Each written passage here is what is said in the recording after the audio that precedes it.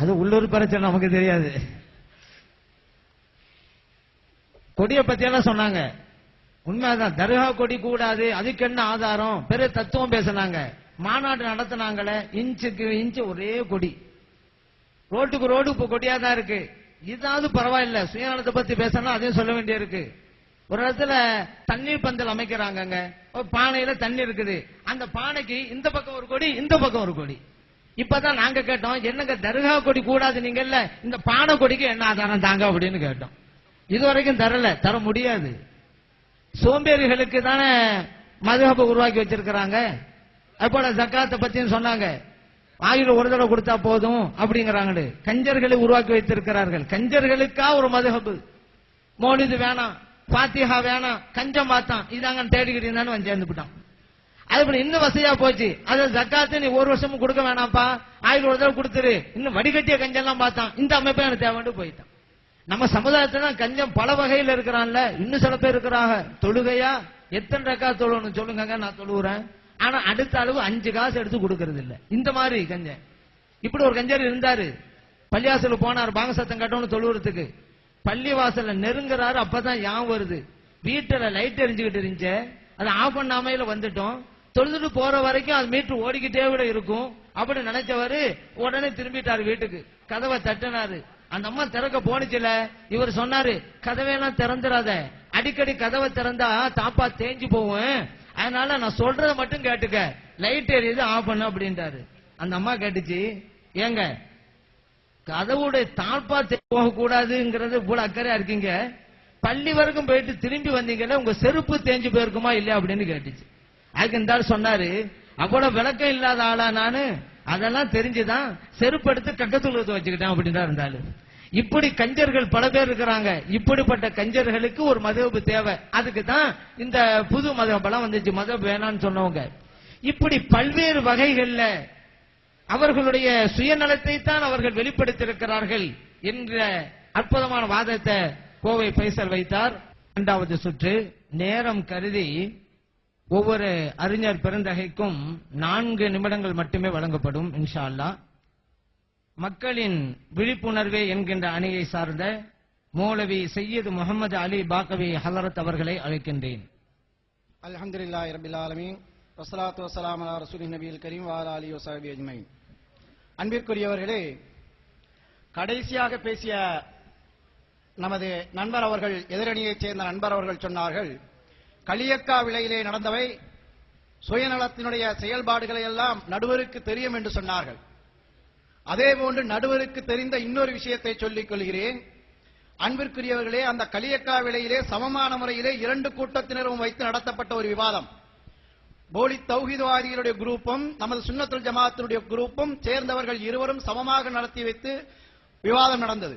ஆனால் இறுதியிலே என்ன ஆனது தெரியுமா?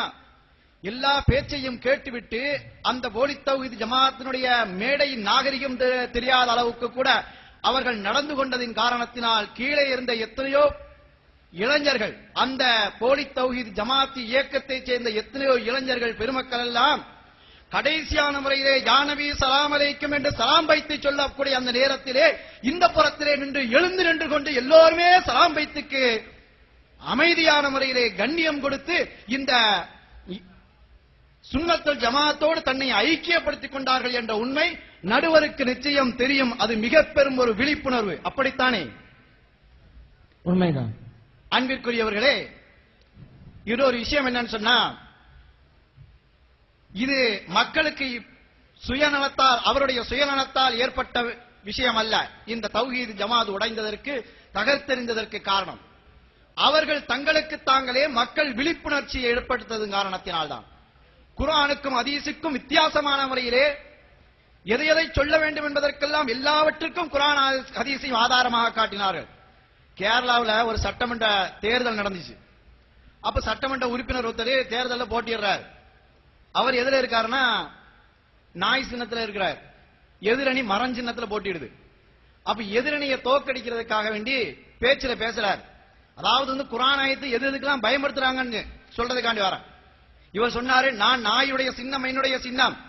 அல்லாஹ் தஆலா குர்ஆனிலே சொர்க்கம் செல்லக்கூடிய ஒரு பிராணியை பற்றி சொல்லும்போது கௌஃப் வாசிகளோடு நாய் சொர்க்கம் செல்லும் என்று சொல்கிறான்.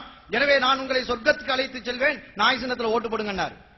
அப்படி சொன்ன பரவாயில்ல. அடுத்தாக்கல சொன்னாரு, மரம் சின்னம் இருக்காரு பாருங்க, ஏத்தாக்கல இருக்கிறவரு, அவர் மன சின்னத்துல போட்டிடுறாரு, அந்த சின்னத்துல ஓட்டு போட்டுறாதீங்க. ஏன் என்று சொன்னா அல்லாஹ் தஆலா குர்ஆனிலே சொல்லி காட்டுகின்றான், லா தக்ரபா ஹாதிஹி ஷஜரத வ அன்தும் தகுனா மினல் ஸாலிமீன். ஓ மரத்து பக்கம் நீங்க அந்த ஆதம் அலைஹிஸ்ஸலாத்துக்கு சொன்ன அல்லாஹ் தஆலா மரத்து பக்கத்துக்கு போயிடாதீங்க, கனியை சாப்பிடாதீங்க, அதை சொல்றாரு. சொல்லி காட்டி சொல்றாரு, அந்த மரத்துக்கு பக்கம் போயிடாதீங்க, நீங்க லாலிமீனாக நஷ்டவாளர் ஆயிரும், அதனால மரத்து பக்கமே போய் ஓட்ட போட்டுறாதீங்க அப்படின்னாரு. இப்ப குர்ஆன் ஹதீஸுக்கு எதையெல்லாம் ஆதாரம் காட்டுவது என்று சுயநலமான முறையிலே ஆதாரம் காட்டிக் கொண்டிருப்பதன் காரணத்தினால்தான் மக்கள் விழிப்புணர்வு அடைந்தார்கள். இவர் எதுக்குன்னு விவசாயம் இல்லாம குர்ஆனை ஹதீஸையும் காட்டிக்கிட்டே இருக்காருன்னு சொன்னாங்க. ஒருத்தர் தொழுகுதாரு, தொழுகும்போது என்ன செஞ்சாரு, முன்னாடி ஆட்டுக்குட்டியை முன்னாடி வச்சு தொழுதுட்டு இருந்தாரு. கேட்டாங்க, என்னப்பா ஆட்டுக்குட்டியை முன்னாடி வச்சு தொழுதுறீ அப்படின்னு கேட்டா, ஆமா குர்ஆன் ஹதீஸ்ல வந்திருக்கு, தெரியாதா உங்களுக்கு? குர்ஆன் ரசூலுல்லாஹி ஸல்லல்லாஹு அலைஹி வஸல்லம் சொல்லி காட்டுறாங்க, கான யன்சிபு பைன யதைஹி அனசத்தன். அனசத்தன் அதாவது அன்சத்தன் அப்படின்னாரு. அனசத்தன் அப்படிங்கிறது மேல நூனுக்கு மேல சவர் போட்டிருக்கும், அன்சத்தன் சுக்குன் போட்டிருக்கும். அனசத்தன் என்ன தெரியுமா, ஆட்டுக்குட்டி. இவர் அதாவது அனசத்தன் ஆட்டுக்குட்டி, அது உச்சரிப்பு எங்கன்னா அன்சத்தன் படிக்கணும். இவர் சொன்னாரு அனசத்தன் அப்படின்னாரு. அதனால ஆட்டுக்குட்டி வச்சு நான் அன்சத்தன கம்பு, கம்ப ஊனி முன்னாடி நின்று தொழுவணும். அது ரசூலுல்லாஹ் சொன்னாங்க வெட்ட வழியில. அப்படி சொல்றாரு. இப்படி அன்பிற்குரியவர்களே, குர்ஆன் ஆயத்திற்கு தவறான முறையிலே அர்த்தம் சொல்லிக் கொண்டிருக்கக்கூடிய அவர் சிறந்தவரா? அரபு நாட்டிலேயே ஊறி அரபு நாட்டிலேயே பிறந்து அரபிக்கலையை கற்று நமக்கு குர்ஆன் ஹதீஸ்ல சிறந்த முறையிலே ஒன்றை தேர்ந்தெடுத்து சட்டங்களாக தொகுத்து தந்திருக்கிறார்களே, அந்த இமாம் பின்பற்றுகின்றோமே, நாம் சிறந்தவர்களா என்பதை சிந்தித்து பார்த்து இறுதியாக ஒரே ஒரு விஷயத்தை சொல்லிக்கிறேன். அதாவது இவர் இன்னைக்கு குர்ஆனுக்கு ஹதீஸ்க்கு அர்த்தம் சொல்றாரு. நம்ம இமாம்கள் எப்படிப்பட்டவர்கள், இவருடைய குர்ஆன் ஹதீஸ் அர்த்தம் எப்படிப்பட்டதா இருக்குங்கிறதுக்காண்டி சொல்றேன். அதாவது இவர் தமிழ்நாட்டில் பிறந்தவர், முழுசா இவருக்கு அரபி ஞானம் கிடையாது. இப்படித்தான் ஒருத்தர் இங்கிலீஷ்காரனும் பிளைட்ல இருந்து இறங்கினா ஏர்போர்ட்ல, வெளியில ஒரு கோழி வியாபாரி நின்றுகிட்டு இருந்தார். அவன் பாமரன், தமிழ் தான் தெரியும் அவனுக்கு, இங்கிலீஷ் தெரியாது.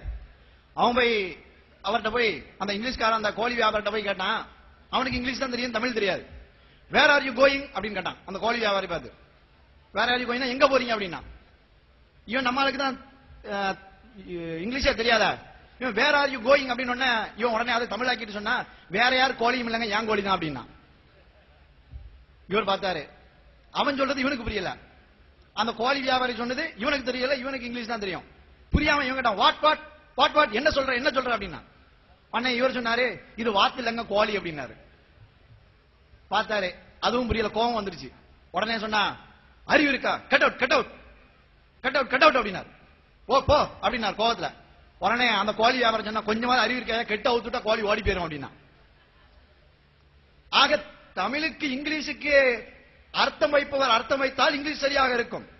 தமிழ் தெரிஞ்சவன் தமிழுக்கு அர்த்தம், நமக்கு தமிழிலேயே பல அர்த்தம் தெரியாது.